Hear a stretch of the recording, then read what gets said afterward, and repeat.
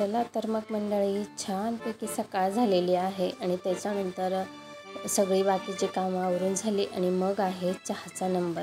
तर चहा बनवलेला आहे छानपैकी गरमागरम आणि तो प्यायचा आहे। सकाळचा चहा असा सगळ्यांच्या घरी सकाळचा चहा तयार होत असेल तर आमच्या इथे होतो। चला चहा प्यायला। नमस्कार मंडळी, तुमच्या सगळ्यांचं खूप खूप स्वागत आहे आपल्या यूट्यूब चॅनलवर। मी अनुराधा। तर चला करूया आजच्या दिवसाची सुरुवात। तर आज आहे संडे, तर तेच म्हटलं चला थोडीफार साफसफाई वगैरे करूया। तर काढते मी आता सकाळचं सगळं बाकीची कामं, कपडे वगैरे करून झालेली आहेत। त्याच्यानंतर आता चहा वगैरे झाला, नाश्ता नाही झाला, पण आता म्हटलं चला भांडे वगैरे थोडंफार साफ करून घेऊया। नाही तर मग आधी स्वयंपाक करून गेलं आणि मग नंतर कामाला लागेल, म्हणजे कसं मग परत काम सोडून मग परत स्वयंपाक करायला बसा, त्याच्यापेक्षा मग आधी करून घेतलेलं ते मस्ट राहील।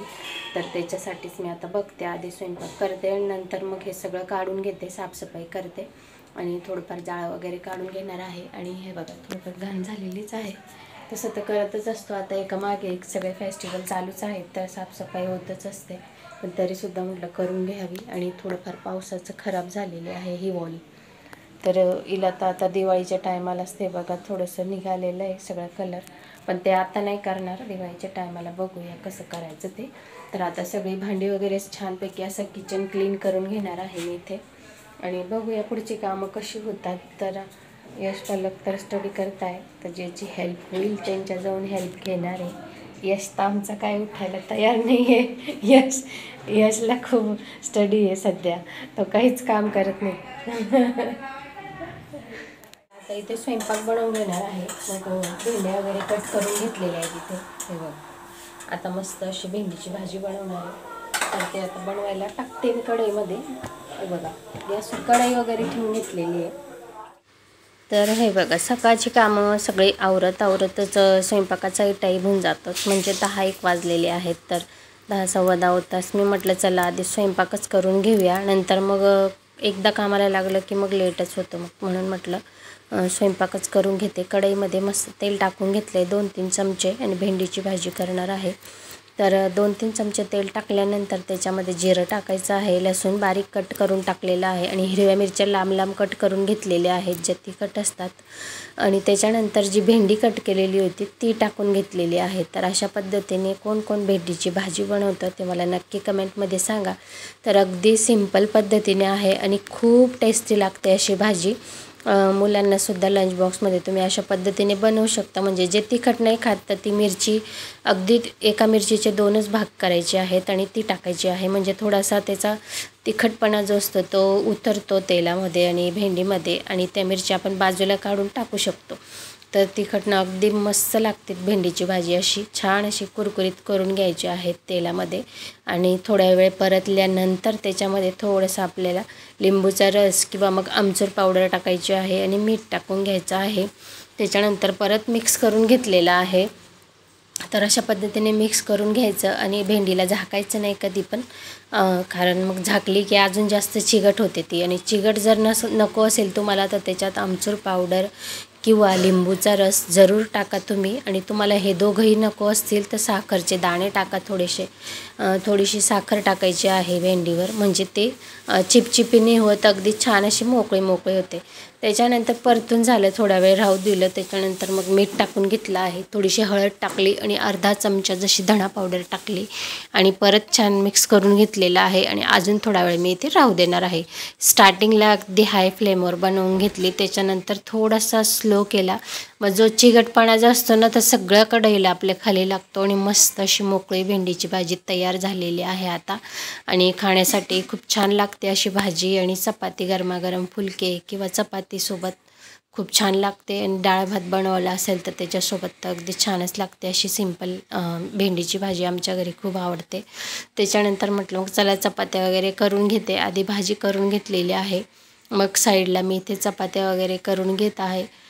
म्हटलं स्वयंपाकच सगळा करून घेऊया आधी, त्याच्यानंतरच सगळं काढावं क्लिनिंगला। 2 दिवस झालं अशीच ढकल चाललं होतं की चला स्वयंपाक करते, स्वयंपाक करता करता मग सगळी कामं आवरता जी सकाळची असतात मॉर्निंगची, तर लेटच होतं कारण मुलांची स्कूल असते ते असतं, त्याच्यामुळे मग एक्झामही चालू आहे, मग त्याच्यामुळे थोडंसं प्रॉब्लेम होत होता. मग नंतर म्हटलं चला चपाती झालेली आहे, त्याच्यानंतर मग म्हटलं आता भेंडीची भाजी बनवली, पण ती अगदी थोडीशीच होऊन जाते. मग म्हटलं चला यशन त्यांना आवडतं तसे बटाट्याच्या काचऱ्या बनवून घेत आहे. म्हणजे अख्खे छोटे छोटे मीडियम साईजचे बटाटे गोल गोलच कट करून घ्यायचे आणि तव्यावरच बनवायचे. खूप छान टेस्टी लागतात. तेल टाकून घेतलं आहे थोडंसं, त्याच्यात जिरं टाकून घ्यायचं आणि जे बटाट्याचे गोल गोल चिप्ससारखे बनवले होते ते तेलामध्ये परतून घ्यायचे आहेत. तर छानपैकी पलटून घ्यायचं ते मीडियम फ्लेमवर. आणि छानपैकी बटाटे शिजत आले की नंतर त्याला थोडा वेळ आता अशाच पद्धतीने मी इथे परतून घेणार आहे आणि मग झाकून ठेवणार आहे. तर आता थोडंसं इथे मीठ टाकून घेणार आहे आणि 1 ते 2 मिनटापर्यंत थोडंसं राहू द्यायचं, परतून घ्यायचं त्याला. आणि तुम्हाला वाटत असेल हळद आणि मीठ टाकलं ना तर लवकरच छान असे सॉफ्ट होतात बटाटे. तर छानपैकी मिक्स करून घ्यायचं आहे. हे बघा अशा पद्धतीने छान मिक्स केलं ना तर आणि जवळ करून घ्यायचे आहेत आणि अशा पद्धतीने तव्यावर केले की अगदी छान असे शिजून जातात. ते जास्त जाड नाही बनवायचे बटाट्याचे चिप्स, अगदी थोडेसे मीडियम राहू द्यायचे. आणि त्याला आता मी इथे थोडंसं झाकून देणार आहे. अशा पद्धतीने बटाटे केले ना तर खूप छान लागतात. लंच बॉक्समध्ये सुद्धा तुम्ही मुलांना सकाळी चपाती वगैरे झाले की तोच तवा आपला गरम असतो तो त्याच्यावरच तुम्ही बनवून देऊ शकता अशा पद्धतीने. तर हे बघा थोडा वेळ झाकून दिले होते. थोडंसं त्याला टाईम लागतो. तुम्ही पाणीचं सपकाई मारू शकता हाताने, म्हणजे 2-3 चमचे जसं पाणी टाकायचं आणि परत मिक्स करून घ्यायचं आहे त्याला आणि परत झाकून ठेवायचं. लाल मिरची पावडर ही तुम्ही नंतर टाका. अगदी म्हणजे 90% शिजले असतील ना त्याच्यानंतरच त्याच्यात लाल मिरची पावडर वगैरे तुम्हाला इथे टाकून घ्यायची आहे. तर त्याच मी सांगितलं तसं 2-3 चमचे मी इथे सुद्धा पाणी टाकून घेतलेलं आहे आणि परत स्टीम त्याला दिलेली आहे. आणि आता ते अगदी छान असे 90% झालेले आहेत. मग त्याच्यामध्ये मी लाल मिरची पावडर टाकून घेतली आहे. तुम्हाला आवडते त्यानुसार घ्या. तुम्ही याच्यात हिरवी मिरचीसुद्धा टाकू शकता जर लाल मिरची पावडर आवडत नसेल तर. आणि थोडीशी धना पावडर टाकून घेतलेली आहे आणि अगदी नॉर्मल असा स्लाईड गरम मसाला टाकून घ्यायचा आहे. आणि याच्यात तुम्ही आमचूर पावडरही टाकू शकता, म्हणजे अगदी चटपटी तशी मस्त बटाट्याची भाजी आपली तयार होते आणि खूप छान लागते. अशी पुरणारसुद्धा नाही, अगदी पुसूनपासूनच घरात सगळ्यांनी खाल्ली. ती अगदी छान झालेली आहे. बघू शकताय तुम्ही तिचा रंग आणि टेक्स्चर इतकं छान आलेलं आहे आणि अख्खे बटाट्याचे काचऱ्या अगदी मस्त असे दिसतात. अजून थोडे मोठे असले ना तर फक्त आलटून पलटून त्याला मसाला लावून जर बनवले खूप टेस्टी लागतात ते डाळ भातासोबतसुद्धा. तर चला मग सगळं स्वयंपाक करून घेतलेला आहे मी इथे. मग थोडंसं किचन ओटा क्लिनिंग म्हणजे आवरून घेतलं. किचन ओट्यावर जे सगळं स्वयंपाकाचं घाण झालं होतं ते. मग म्हटलं चला आता जेवणच करून घेऊया. मग सतीशन त्यांना ऑफिसात जायचं असतं, ड्युटी असते त्यांची. तर मग त्याचमुळे जेवण वगैरे करून घेतलेले आहेत. आता जेवायला बसलेलं आहोत सगळेजण. पलक पण होते घरी, त्यांची एक्झाम चालू आहे तर आज सुट्टीच होती. जेवण वगैरे करून झालेली आहेत आणि आता घेते मी साफसफाई करायला. तर साफसफाईचाही थोडा मध्येच मी शूट करणार आहे, जास्त काही घेणार नाही. तर चला साफसफाईच्या तयारीला लागते आणि साफ करून घेते. तसं तर काही जाळं वगैरे काहीच आलेलं नाही, बघू शकता तुम्ही, दाखवते.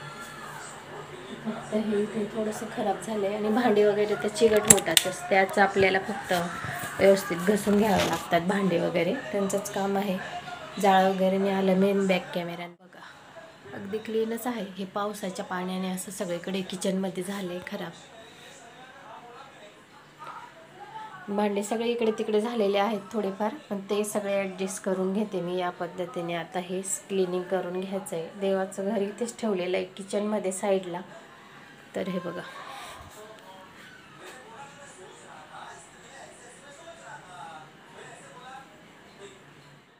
चला साफसफाई मिशन सुरू.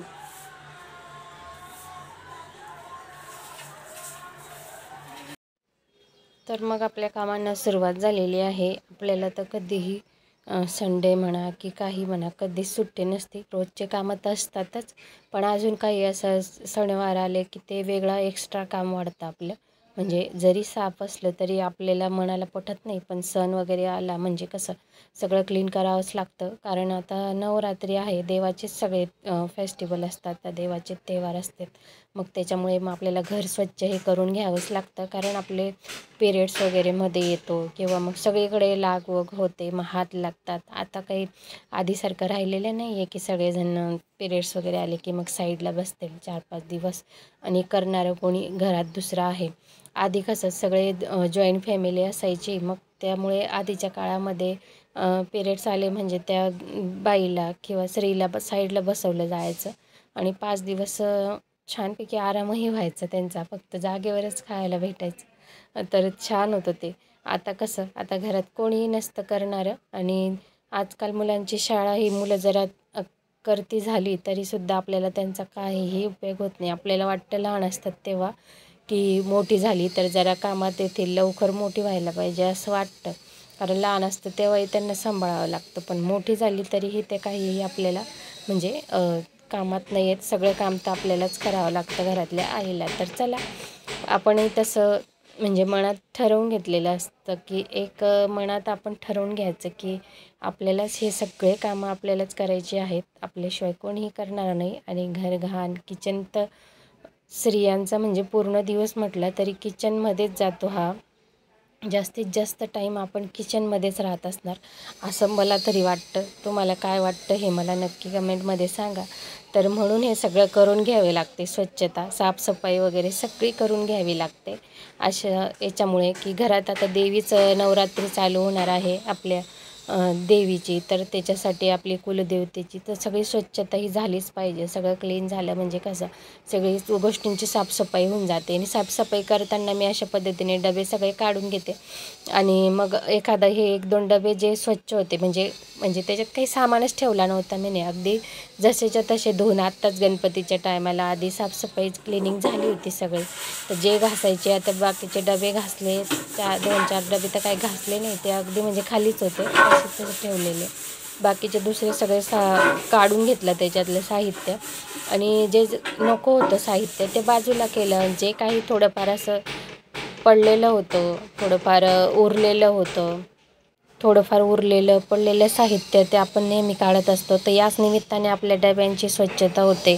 आणि घरात थोडी थोडी डाळी उरले आहेत त्याचे पॅकेट असे डब्यांमध्येच असतात. माझ्याकडे काही बॉटलला नाही आहे, बरण्या नाही आहे, त्याच्यामुळे मी काही त्याच्यात नाही, डब्यांमध्येच पॅकेटं ठेवलेले असतात. मग कधी थोडं थोडं 1-2 असं थोडं थोडं बाईट इतके थोडे थोडे उरले की ते आपल्याला माहीत नाही पडत. पण असं साफसफाई क्लिनिंग करत राहिलो ना तर डब्यातून आपण साहित्य काढतो सगळं बाहेर, तर त्याच्याने माहितीही पडतं की कोणती वस्तू खराब झाली की काय झाली. म्हणून मंथली क्लिनिंगसुद्धा अशी डीप केली पाहिजे एकदा तरी, म्हणजे आपल्याला सगळं साहित्य माहीत पडतं. आणि म्हणजे स्पेशली तर तुम्ही जेव्हा किराणा आणता ना त्या टायमाला हे सगळं अशा पद्धतीने डबे खोलून चेक करून घ्यायचे की कोणत्या डाळी कुठेही आपलं होऊन जातं गडबडीत. सणावाराला तर नक्कीच होतं, कारण आपण क्लिनिंग तर करतोच, पण सणाचा जेव्हा टाईम येतो तेव्हा आपण एक्स्ट्रा तो टाईम वाढतो की पूजेचा असो का आरतीचा, त्यांच्या नैवेद्याचा, प्रसादाचा. मग आता तर नवरात्रीच आहे, मग गरबा खेळायला जाणं, मग पूजा अर्चा करणं, अर्धा दिवस तर त्याच्यात जातो. अर्धा घरातली कामच असतात आपल्याला आणि मग वस्तू कुठेही घेतली की ठेवली टाकली अशा पद्धतीने मग ते होऊन जाते इकडे तिकडे सगळं. आताच झालं होतं पण तरीसुद्धा का घाण होते, तर ह्याच कारणामुळे घरामध्ये वस्तू आपल्या परत परत निघत असतात आणि ते माहीतही पडतं. मग सगळं एकत्र केलं की मग 2-3 कटोर थोडे थोडे होते, अगदी भाजी होणारच नव्हते. मग सगळे मीने काय केले, मिक्स केले आणि त्याची आता मिक्स भिजत घालून दिलं आणि त्याची एक भाजी होऊन जाईल. अशा पद्धतीने मग आपला फायदाच होतो.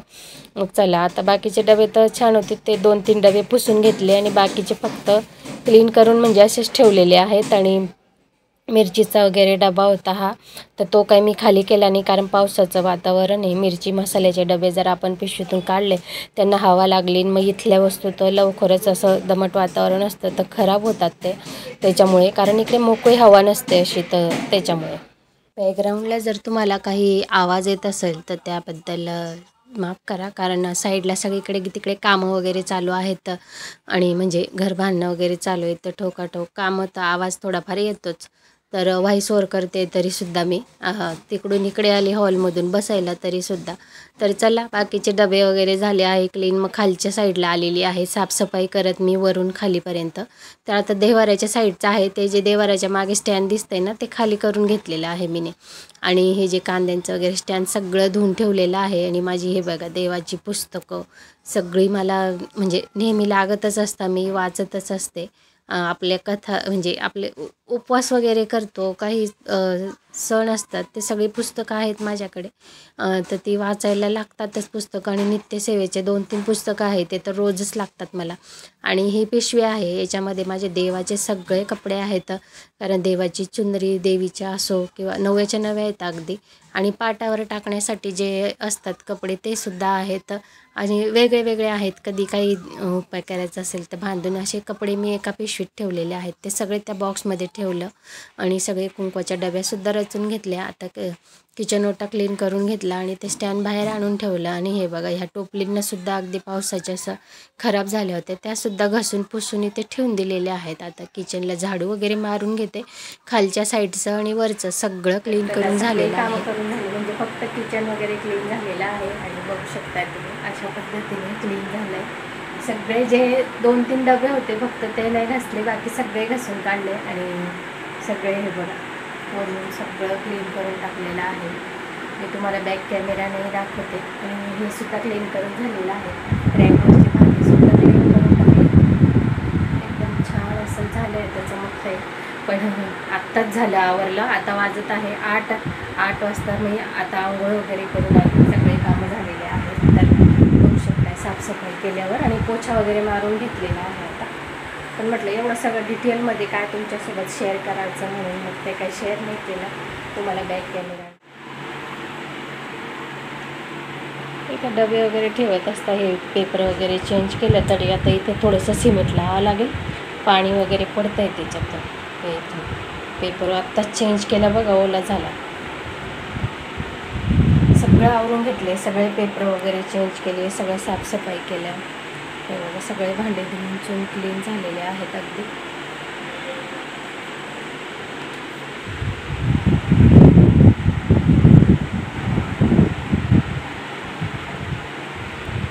आणि देवाचा सगळा जो सामान होता तो इथे पूर्ण ठेवलेला आहे मीने. लागतात मला जो सामान होता देवांची पुस्तकं वगैरे सगळं इथेच असतं ते. आणि हे डबे आहेत, इथे तेलाचा डबा आहे, हे सुद्धा धुवून काढलेलं आहे. कांदे ते ठेवायचं, पण आता पोछा मारला आहे ना म्हणून हे पायपुसं डोअरमॅट मी याच्यावर ठेवलं होतं. ते सगळं क्लीन तर झालेलं आहे. सगळं क्लीन करून झालं आहे.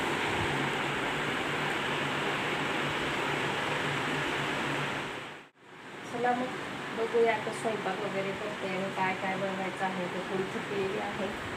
तर बघूया. इकडे पण पोछा मारला हॉलमध्ये आणि हॉल आणि बेडरूम राहिला आहे तेवढं आता. बाकी उद्या करेल मी साफसफाई. चला थकली थोडी रेस्ट करते आणि त्याच्यानंतर मग स्वयंपाक करून घेते. आता काय बनवायचं बघते.